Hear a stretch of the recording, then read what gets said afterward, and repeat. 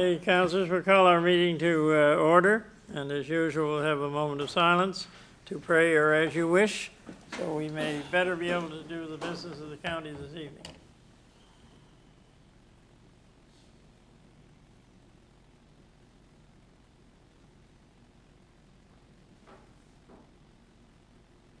Thank you.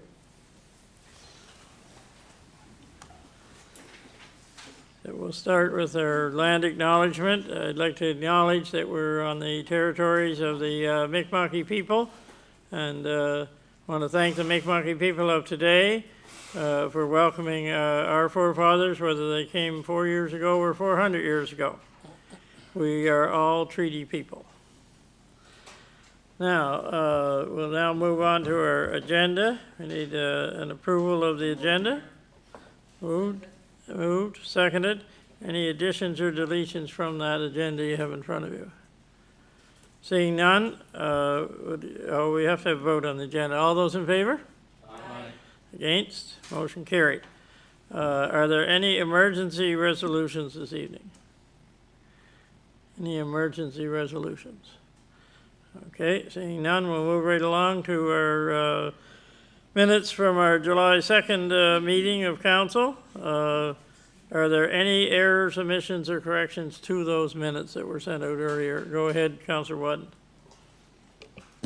Just on the fire rates one is fine, but then when you read further for the New Scotland Business Park, they just had the fire rates there again instead of the New Business Park. I think it's page 8, I think. What was it again? Page 8. No, but what was the issue? Instead of having the business park information in there, they had the fire area rates in again. Oh, the fire one in twice. Yeah. Okay. Yeah. Thank you. So is the business park one report there then or not? That was in the minutes part. Yeah, the business park's there for this month. Yeah. Okay. Any other errors, omissions, corrections to those minutes of July 2nd? Okay, seeing none, we'll declare those official as presented with that one correction. Okay, now we'll move on to our correspondence, and I believe all that correspondence is not requiring action unless somebody has some comments on any pieces of those correspondence. Are there any comments or questions to do with the correspondence? Okay, I have one comment I'll make. We had about 6 thank you letters there, I think, and Dave and I's mother taught us a long while ago that there's the two most important words in the English language are thank you. And so I think it was good to see the number of students and schools that thanked us for, for them getting a little bit of help with moving forward this fall in whatever their plans are. So I thought that was important. I looked down and I saw the first 6 were thank yous. So. Okay, we'll move right along then to business items not requiring action. The East River Business Park Development Report. Are there any comments on the East River Business Park Development Report from Frankie McFarland? Not seeing any. So we'll move right along to the business items that require action. So the first one, Councillor Thompson, the Committee of Council Policy. Resolution, be it resolved, the Municipality of the County of Pictou adopt the following resolution which updates the Committees of Council Policy. Policy number 2024-08-06, moved by myself and seconded by Councillor Chester Dewar. So seconded. Okay, are there any comments or questions? I believe that was the one that was changed mostly. You can help me here, Brian. It was changed mostly so that we could have an additional person on the audit committee? Correct. From the community, yep. An additional community person. That's it's a lot of reading, but that's what the goal. There might have been a few other changes in there, I think, but that was the goal of it. Yeah, the numbering sequence was changed. And a couple of just small housekeeping. They were changed. In it. So everybody's had a chance to read it. I noticed there was a few other changes, but the bulk of it was to allow us to have, I think it's 5 and 3 now on the audit committee, 5 counselors and 3 community members as opposed to 2 before. Okay, now that's been moved and seconded, so if there's no further questions, comments, all those in favor? Aye. Against? Motion carried. And we'll move right along to what I just talked about. Councillor Wadden's going to make the motion. Thank you, Mr. Chair. Resolution, be it resolved, the municipality of the County of Pictou appoint John Carruthers to its Municipal Audit Committee for a term ending in March of 2026, dated at Pictou, Nova Scotia on this the 6th day of August 2024, and signed by myself, Councillor Deborah Wadden, and seconded by Larry Turner. So seconded. Okay, moved and seconded that John Carruthers be appointed to the Audit Committee as specified by Councillor Wadden and the dates and times. It's been moved and seconded. Are there any questions, concerns about that appointment? I think we did discuss this before. Okay, all those in favor? Aye. Against? Motion carried.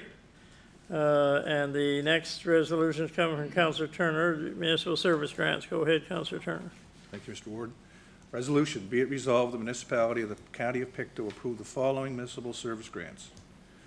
District 2, Little Harbor Community Center, $10,000 improvements to community center, total for $10,000. District 8, Abercrombie Community Center, $8,233, cost of a plan for grant application. Abercrombie Cemetery, $7,000, construct stairway at cemetery. Mount William Cemetery, $3,049 for maintenance. Alma Cemetery, $1,700 for maintenance. Alma United Church, $5,700 for heat pump purchase and installation, for a total of $25,682. District 9, Lynasea Fire Department, $10,000 for bunker gear and breathing apparatus. Hillside Cemetery, $2,000 for cemetery expansion, for a total of $12,000. District 12, Lauren Hall, $6,000 for maintenance of hall. Hopewell First Presbyterian Church, $1,275 for maintenance of war memorial, the lawn, and replace the battery in the church defibrillator. McLeod Cemetery, $1,000 for cemetery maintenance. Elgin Pioneer Cemetery, $1,000 for maintenance of cemetery. ERV Community Development Association, $6,000. Newsletter and Riverton Hall Assistance. ERV Recreation, $2,000. Maintenance of field and program support for a total of $17,275. Dated at Pictou, Nova Scotia on the 6th day of August 2024, signed by myself, Larry Turner, and seconded by Councillor Deborah Wadden. Okay, so you've heard the reading of the resolution to do with our municipal service grants in several districts, and it's been moved and seconded. Are there any questions? Go ahead, Councillor Dave Parker. Thank you. It's not a question as much as a comment. I'm pleased to see the Alma United Church on there for their heat pump. We have many churches that are struggling and trying to find a way to reduce their oil heating costs. And that came forward as a request back in the spring for a council grant. And we turned it down, saying all that needs to go through as a municipal service grant. So I'm pleased to see that there. Pleased to see they're getting help. Thank you. Okay, any other comments, questions to do with the resolution referring to municipal service grants? Seeing none, all those in favor? Aye. Against? Motion carried. And the final one under that section, request to write a letter to NSFM about Coastal Communities Act. And Councillor Elliott, I believe that one's yours. Thanks. After having the opportunity to meet with a representative of NSFM on July 17th and the opportunity for answers and questions, which led me to much thinking about this topic, I've made the decision to have this added to this evening's agenda. The Nova Scotia Federation of Municipalities is here to represent us, and they need to know where we stand, and they can only help if they know help is required and the details of the issues. The Coastal Protection Act is of great concern, and municipalities should not be making these decisions on this act. The province is responsible, and they should be held accountable. It's irresponsible for the provincial government to abandon the Coastal Protection Act, and this act was passed in 2019 with full party support. And no truer words have been spoken. Instead of taking on the responsibility required to protect our coastline, the people and the property, they have decided to put this responsibility on the municipalities. This issue is too complex, and the municipalities do not have the required resources available. We need to push the government to proclaim the Coastal Protection Act. This is their responsibility. Each municipality is unique, but the rules must be the same across the board to make this work. The NSFM is our leader, and we, as a municipality, have to take advantage and let them be our strong voice on this very important issue. We need to take the required action to make the province accountable. It is my hope if we stand together to bring our concerns to NSFM, we will be represented and have a united voice. I'd like to make a motion to write a letter to NSFM to make the Coastal Protection Act a priority and have the provincial government responsible for its implementation. Would someone like to support that motion, please? I will second that motion. Thank you. I'm going to turn the chair over to the deputy warden because I want to speak on this issue eventually, but if others want to go first, that's fine. Okay, any further comments or questions on that motion? Okay, if not, go ahead, Warden. I've been following this issue closely since, our provincial government decided to opt out, I guess we'll call it, after promising for a couple of years anyway. It passed, of course, back in the Liberal government in 2019 or 18 maybe, but all parties agreed at that time that this was important to have. And for whatever reason, people guess at different reasons, but we don't know what the truth is as to why the province decided to opt out after several consultations and telling us at various NSFM sessions as well as other meetings that they were going to go ahead. They just wanted to make sure they had the voice of the people. And in the end, they appear to have gone against the voice of the people because Minister Hallman, even when he was presented with or almost forced to acknowledge what the vote was when they consulted, said that he knew what the rest of the people were thinking. I'm not sure how he knew, but he knew the ones that didn't vote that they were all against it. And whether you're for it or against it, I think the important thing here is that it has been pushed down, handed down, or whatever to us as municipalities, which I don't think was right. They've done that, of course, many times in the past, but this is a big issue. And so when we met with the NSFM executive, Juanita Spencer here, unfortunately that day most people weren't able to make it because it was in the middle of the day, a work day for some, and other people had other commitments. So there was only 3 councillors, I believe it was 3 here that day, Councillor Turner, Councillor Elliott, and myself. And she wanted to hear what our concerns were. And so, along with other issues, this was a big concern that we thought we should be having a louder voice, I guess, from NSFM. And but what she told us that day, and it makes some sense, I guess, in her position, is that they weren't hearing that much from the municipalities. So, they have to go from what they hear as to what issues they're going to speak up on.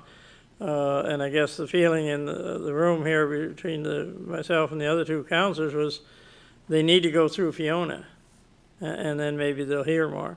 Now, down on the South Shore, they experienced Hurricane Lee after Fiona and got some of the same treatment that Fiona gave to us along this Northumberland shore. But I think it's time for NSFM to play a key role in bringing together the province and the municipalities. We each have a role to play, I believe, but the province has the role to play to make sure that the rules are the same on our coastline all around the province. Not each county, as Lunenburg has gone ahead and sort of led the way, have their own Coastal Protection Act now. But I believe the province and the municipalities really need to work on this together. And I know the province is a little concerned that they're going to be seen as stepping back, and they've already been accused of that in other cases. But that shouldn't be the point here. The point should be, let's do what's best for the coastline of Nova Scotia. In my mind, the coastline belongs to all of us. People own their property, they have a deed. Well, in 100 years' time, that changes a lot, but we still all, the Nova Scotians see the coastline as theirs, and it's one of our biggest sales tools for tourism, is that coastline. So I certainly fully support the motion to send a letter to NSFM, but I really think it should be pushing for, a cooperative effort, not the province saying, look, I got all the rules made up, I got everything ready, you guys just go ahead and do it. That's not fair to the municipalities, not fair to the people that live around our coastline. Thank you, Mr. Deputy Warden. I haven't used any clock yet. No, I was wondering Yeah. why it wasn't on. I could have went all night. Anyway, that's enough. I just want you to know my point of view. Thank you, Robert. Councillor David Parker. Thank you, Deputy Warden. I concur with what my brother said. This is a mess. This is a smodule because they didn't have the courage to do the right thing, and that was to bring in a set of rules. And those who get adjusted over time, no doubt, they just decided to walk away from it and said, you guys looked after it. Well, do they do that with, can we have different speed limits here in Pictou County than we have in the other counties? For example, okay?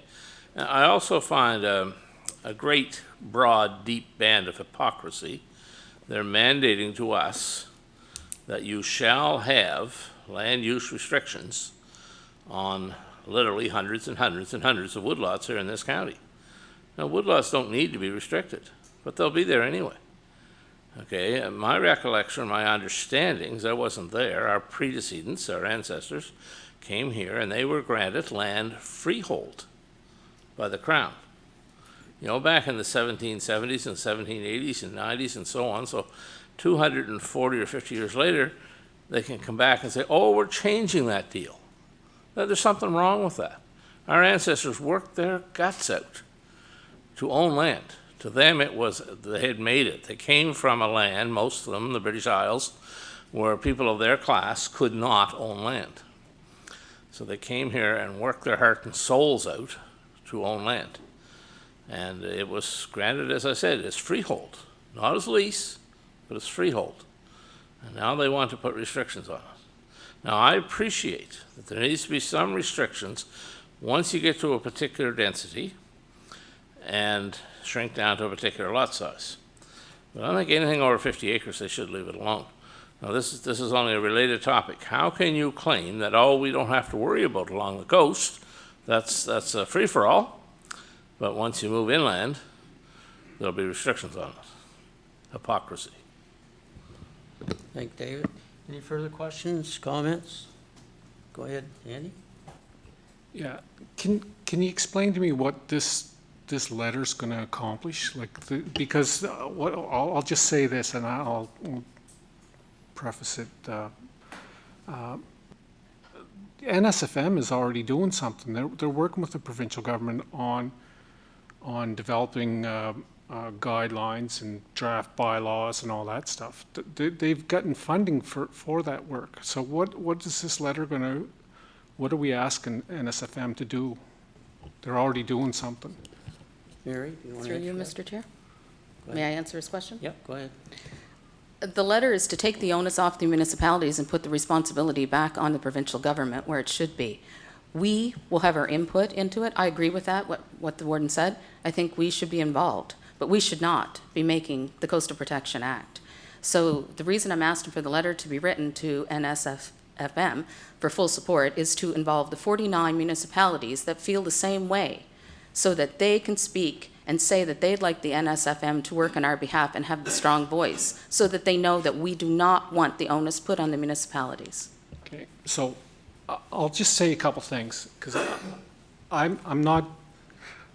don't support this motion for a couple of reasons. First of all, When stuff gets put on the agenda, there's usually background information as to the reason why. All I knew coming to this meeting was there was a request to write a letter to the NSFM about Coastal Protection Act. That's all there was. So, I mean, we have sort of policy or guidelines of how we set up an agenda, and to be fair to every councillor, you should have background information about it. A couple things that were mentioned here tonight. The planning that we're undertaking right now does not regulate forestry or agriculture. That was spelled out explicitly by our consultants that we hired. That's regulated by the provincial government. So no, the province doesn't want to come in and tell you how to run your woodlot, other than your setbacks from streams and all that good stuff. They're not there to regulate that. I don't think, I'm troubled by this. Like, if somebody wants to build by the water or do work around the water, they have to follow regulations now. And I don't know what a Coastal Protection Act is going to do, because we don't have enough labor inspectors now. We don't have enough other types of regulators to do that type of work. The province would have to have a small army of people to handle all of the whole coastal protection. What they're doing now is a prudent and fair way of doing it. The onus is on the landowner to do the right thing. I just don't see what this letter's going to do. I can't support it. Is it a direct answer? Go ahead then, because I have some other speakers. So there was no package to include with that. The only two words missing would be to support. To ask the NSFM to support are the two words that would be missing on the municipality's behalf. But the part about what you just said, Councillor Thompson, about not supporting it because you don't believe we should have it, if we're not going to have it, that's great. But I don't think the province should be mandating the municipality to implement it. Okay, thank you. Councillor Turner? Thank you, Mr. Chair.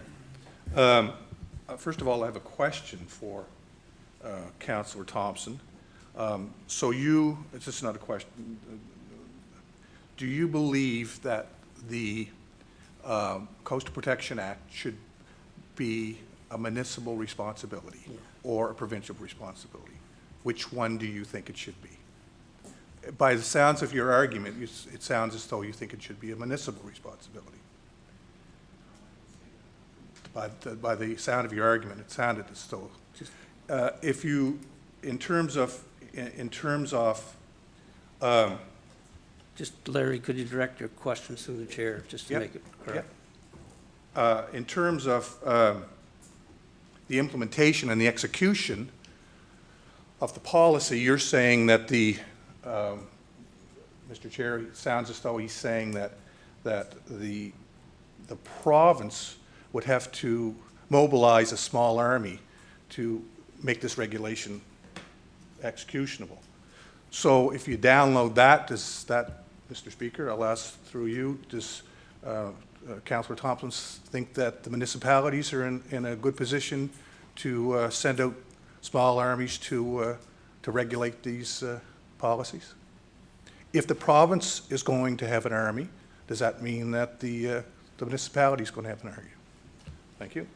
Okay, Councillor Thompson, do you want one quick answer to that? Just to that, I don't believe that it's our job to tell somebody that they shouldn't build close to a coastline. I think that common sense should prevail, and the insurance industry and building codes and all that stuff would suffice. There's already regulations on how you can protect your property from erosion and all that stuff. I just don't think it's, if we can send out the information, which is what the plan that the province is putting in place, is they're gonna arm us with information. And we can share that with the landowners who will decide. And ultimately, the insurers will decide whether they want to take that risk. I just don't think we should be involved in it. Thank you. Could I respond to Yeah, that? go ahead. Thank you, Mr. Chair. So, you believe that private industry, the insurance industry, should be involved in the protection of a common good that we have as a province, which is the common good of our province, as Warden Parker said. The common good is our coastline. And you're asking private industry to come in and be involved in, you think the insurance companies should be involved in the way development should be done in Nova Scotia? That's from what I understood. Okay, That's from what I understood, that's what he said. Yep, I Thank understand you. what you're saying. That's fine. Councillor Palmer. Thank you, Deputy Warden. And my thoughts are similar to Councillor Thompson, because I've said it here many times, that the province came up with guidelines for landowners for coastal protection. Now, if you own a property, I think government gets too involved in regulating what people can and cannot do with their properties. And I think if I owned a piece of property on the shoreline and I wanted to build a house within the environmental guidelines, then I should be able to, if I can afford it. I think what Councillor Thomas is saying as far as the insurance company, if the insurance company will insure that property, then that's on the insurance company. But if they don't want to insure it because of the coastal erosion, then they don't insure it, or they have a high premium. I think that's what he's saying. But myself, personally, I think you're getting into a lot of regulation and telling people what to do with their properties when, you know, the coastline has been eroding forever, right? And we're seeing more storms and things like that. But I don't know what we can do as a municipality or what the province can do as its government officials to protect that, besides telling you don't build on that piece of property. So I think that as government, we should stay out of it. And if you own a piece of property on the shoreline, then it's up to you to make the judgment call of what to do. So that's why I can't support this motion also. Thank you. Peter. Yeah, I mean, I'm sort of lost here what's going on. I mean, I can understand Mary's letter and all they're asking is, what I'm reading here, request to write a letter to the NSFM about Coastal Communities Act. I mean, what's the big deal? I mean, let's write it. Let's turn around and find out what they got to say. They don't want to do it, don't do it. But you know what I mean, the NSFM, but I'm supported. I think it's a good idea. Thank you. Is there anybody else that didn't? Okay. Go ahead, Darla. Okay. Thank you very much, Deputy Warden Murray. I just have a quick question. It seems that the only thing we're talking about here is the setbacks, where people can build on a piece of property. Is there anything else of value in the Act, in the Coastal Communities Act, or is it just talking about setbacks of where we can build? Somebody able to answer that for me? Because it seems that's the only topic of I would believe that there would be more value than just a building code. Can somebody explain that for me? Enlighten me? Mary, do you want to answer that? So the act would include, the onus would be on the provincial government for, like, we're putting up rock walls, right? So if there's a rock wall on either side of someone in the middle who's not putting one up, they're losing their land. They're losing their coast because they don't have the funding available to put that there. So it would also put in stipulations of, can we put rock walls? Where can they go? Should they be there? Who's going to fund them? it would take the onus off the municipality for insurance. If there's nothing in place by the provincial government and no one's telling someone that they can't build that close to the water, and with the climate change and the high tide surge is changing, we're going to lose places into the ocean. Are they going to come to the municipality and say, you didn't implement something and you're going to be held responsible, or you did implement it and you're going to be held responsible? The onus should not be on the municipality, it should be on the provincial government. Yes, we should have input on Okay. all the topics that it covers, and it covers a lot. Okay, so what I'm saying is that there's more to the bone than just where you can build. And that was kind of my point. And yes, I'm very much in favor of not having a lot of restrictions on land and telling people where. I'm very much that it's your land and you should be able to do with it as you see fit, as long as you're not hurting or encroaching on anybody else. But there's more benefit to this than just telling people where to build. There's more to it than that. And I think it's important that that it doesn't get downloaded to the municipalities. I think it's important that this stays at a provincial level. As we all know,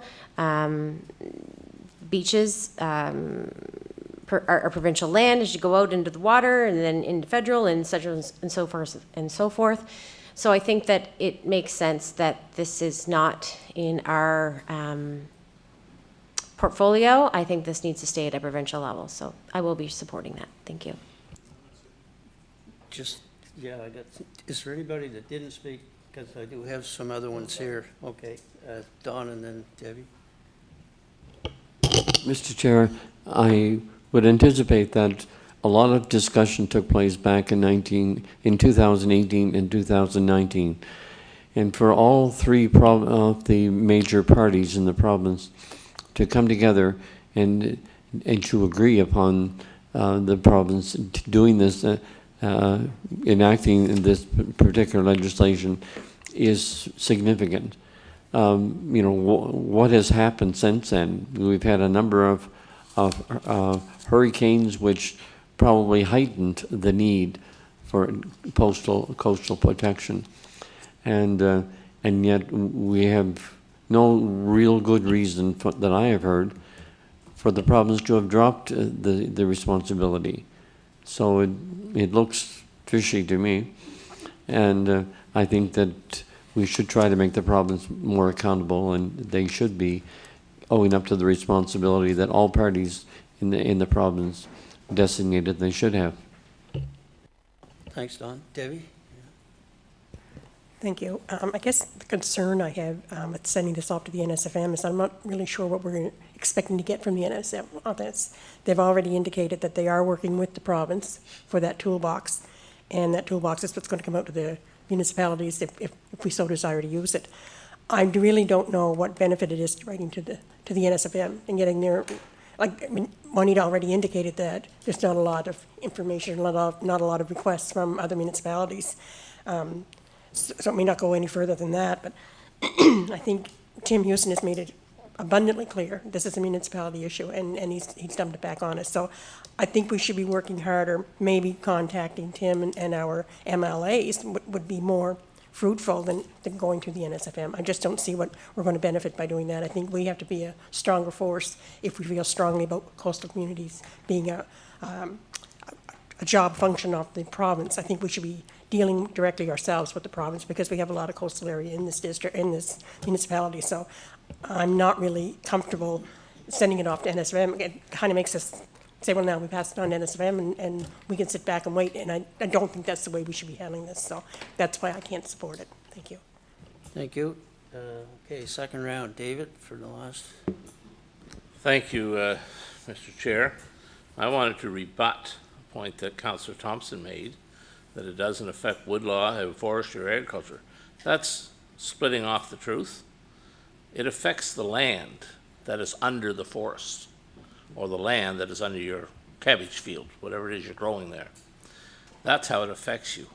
I personally was denied the right to put in a septic system on 156 acre property because there was already one there. Not allowed two on the same lot. That's the definition of a lot. It's 156 acres. There's no common sense applied here. If you want to build cabins, cottages, glamps, whatever you want to call them, they restrict how many you can have. If that isn't a restriction on my land, farmland, forest land, then what in the hell is it? Okay, so to split off and say, well, forest activity, forest harvesting activity is not affected by this, that's a true statement. But a great number of things are affected by it. Okay, and it's a failure to recognize that once you get to a certain size, I don't know what it is, 20 acres or 30 acres, and you can put restrictions in there as to how close you can carry out an activity to your boundary line. But it's foolish to try to regulate 200, 400, 600 acre woodlots and say, oh, you can only have 2 cabins on that property. Okay, that's where they sneak it in. They sneak it in out of the definitions. Well, a lot, has one PID. And the rule that applies to a lot in the village of Eureka is the same rule that applies to a lot in Lorne that's 450 acres. Does that make any sense? So to say that, oh, the land use planning doesn't affect forestry activities or agricultural activities, that's partially true. But it sure as heck affects anything else you want to do in those large lots. Okay, I realize that NSFM is not a very effective body, but we've got to try here. We've got to try to let the public know that we're making an attempt to right this wrong. Thank you. Thanks, Dave. Robert? Thank you, Mr. Deputy Warden. I think we want to stay on track here, that the issue is the Coastal Erosion Act that was passed and then pulled back, and what is it for? And I realize people are on both sides of, the independence, I own the land, I should be able to do what I want. Well, that's not true in very many places. My brother Dave's referred to some of it, but I don't want to mix that in with this issue here. But if we don't protect it for the common good, for the generations ahead, and not just for who happens to own it right now. We've already seen disputes over what's taken place along our coast between neighbors. And what Mary mentioned about the rocking was certainly one of them. We've had people come here. I met with one of them one day with Mr. McDowell, and this lady was desperate that she was losing her land because the people on both sides of her had rocked theirs. And so I asked one day the gentleman that presented to us, Dr., what was his name out in River John? Tim Webster. I said, and he was in favor of rocking. I said, well, what happens if this person just doesn't have the money? It's very expensive to rock. Well, they should sell their land to somebody that can afford to do it. Was the answer, well, do we want our coast to eventually be owned all by millionaires that can afford to keep up with the Joneses type of thing? Because there is a lot more in this Coastal Protection Act or in the regulations than just how far is your setback and how high, depending on the height of your land. There's a lot more to it than that. And if we're not very careful, the insurance companies are. That's the danger. The insurance companies are going to be able to control it. And they're going to be making the regulations, not us. And I would far prefer to see the people of Nova Scotia, through their governments at both levels, making those decisions and not that they get made by insurance companies. This letter is to ask NSFM to work with the province. Yes, the province has given them some money to make it look good, a couple of representatives, but they need a lot more than that if you talk about an army. But we need to work toward a cooperative effort between the province and municipalities. Otherwise, the province says no, we say no, then it becomes you decide on your own, and I think that's the wrong path to go. Thank you, Mr. Deputy Warden. Thank you. I have 2 that already spoke, but Chester asked to speak, so he didn't speak yet, so I'll let him go first. Thank you, Mr. Deputy Warden. I want to hear Brian's opinion. Thank you. I'm paying you big money to be thinking about something. Come on now. You care to answer that? It's up to you. I mean, you're writing a letter to ask NSFM to make this a priority. That's the way I understand the motion. Thank you. Larry's next. Thank you, Mr. Chair. In terms of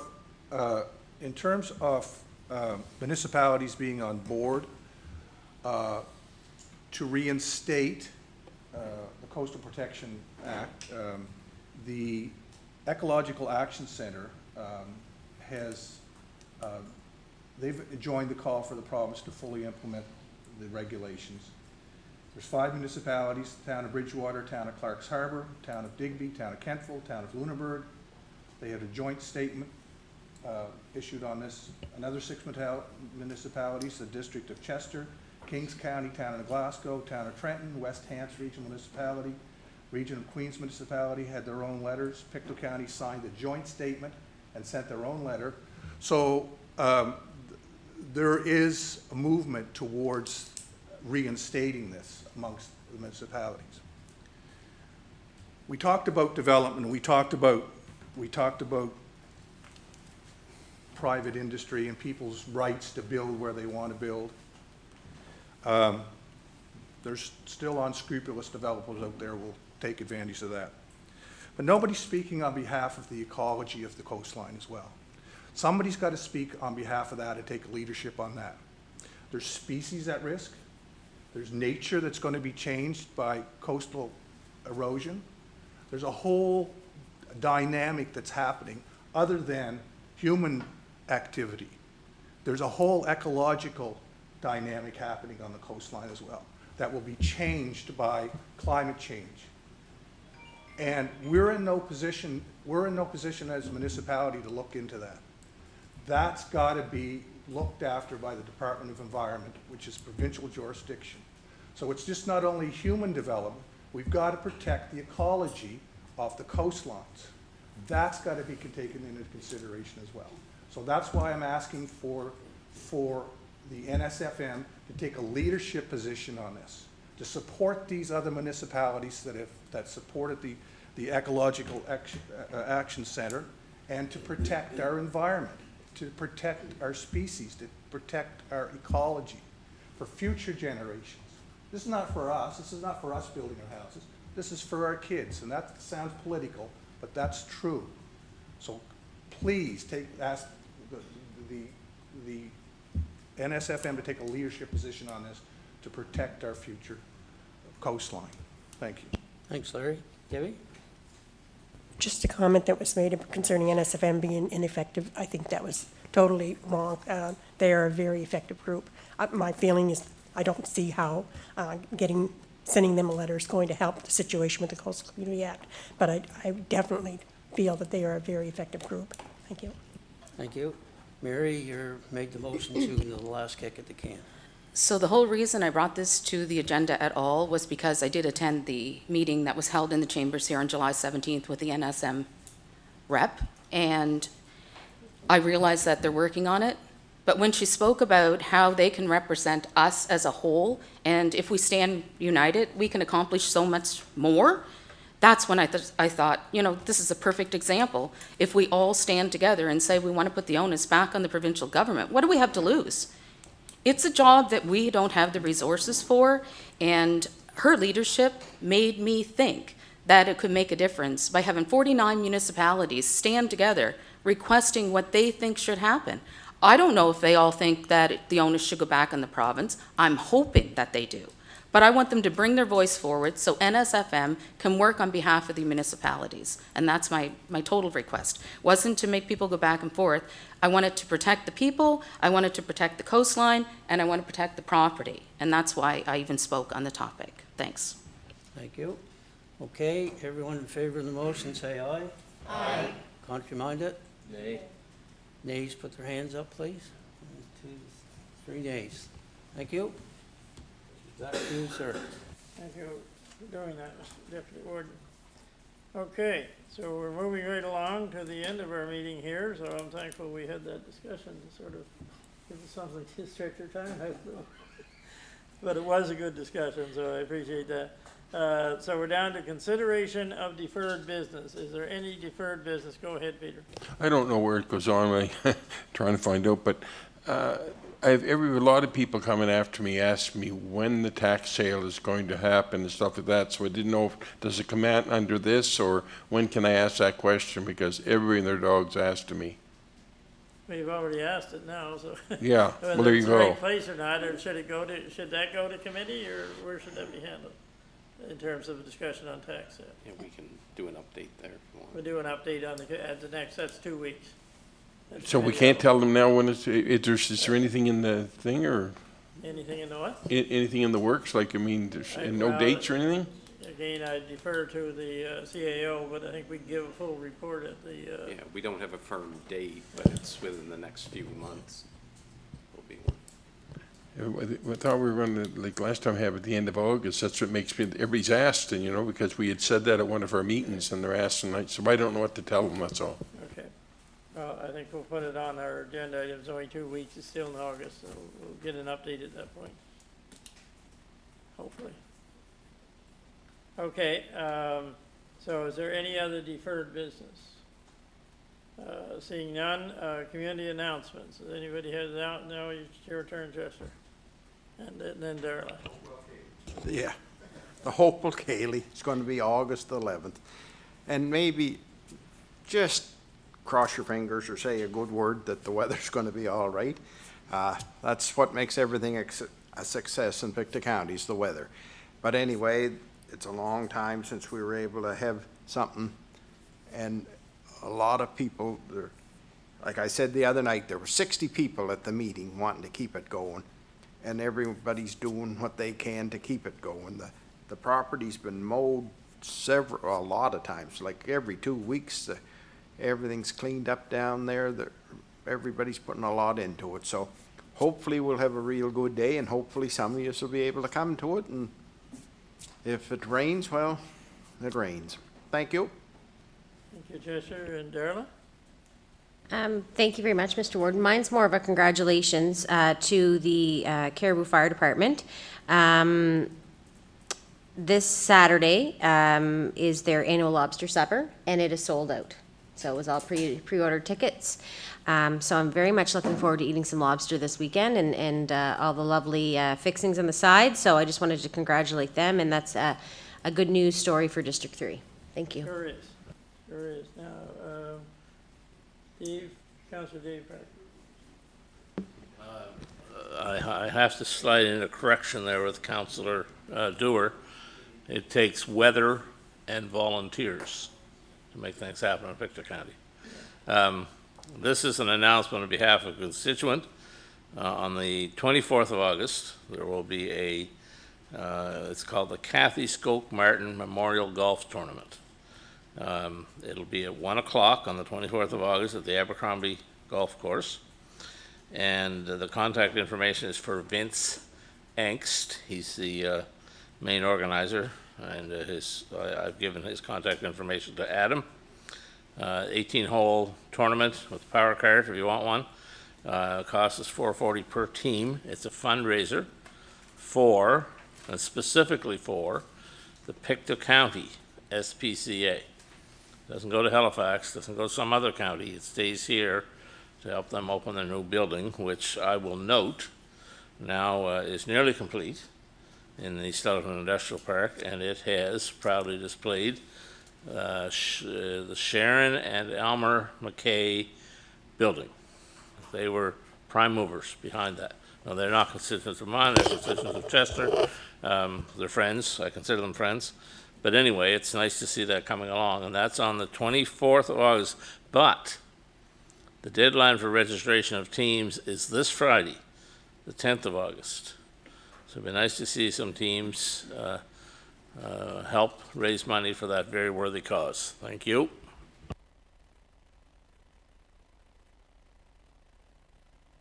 Thank you, Warden. Again, I'd like to say the East Pictorial Fairs begin August 13th and runs through to the 18th. And like Councilor Dorr and Councilor Parker said, it takes weather and it takes a lot of volunteers and a lot of volunteers hours. So we started this back in April, and you put a lot of time and effort into planning things like that, and it all depends on the weather. So What was the dates again, right? it starts on the 13th to the 18th. August 13th. Yeah. Starts on Tuesday and finishes Sunday night, so. Okay, thank you.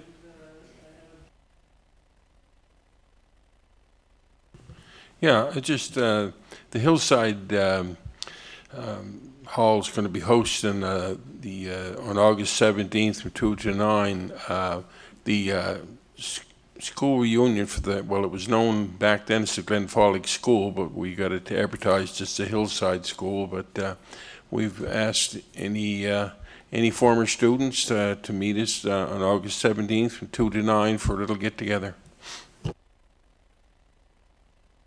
Just a shout out to some worthy nonprofit organizations in Pictou East. Recently, Premier Houston held an announcement in Miragamish at the old schoolhouse and announced some funding for some various groups. And for the out in Sunnybray, the McDonald Rebecca received about $70,000 from two funds from the province.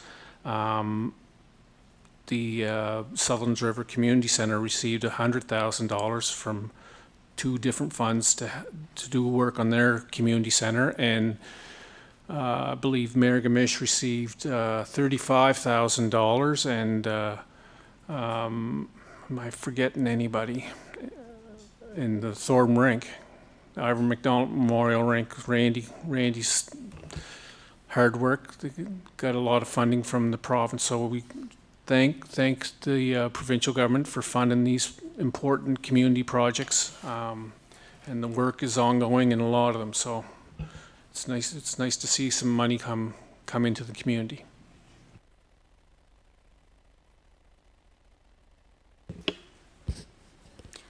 Community dinner sponsored by Salem United Church, and it's going to be held at St. George's Presbyterian Church, River John.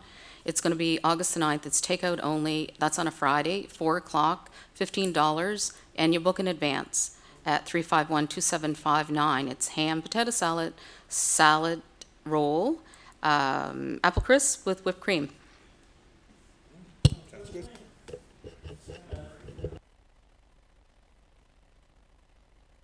I think just to Councillor Thompson's comments about the grants, Little Harbour was also a recipient of a very good donation from the grant, and they are extremely pleased with the work Councillor Thompson did on their behalf to secure some of that funding. So thank you, Andy.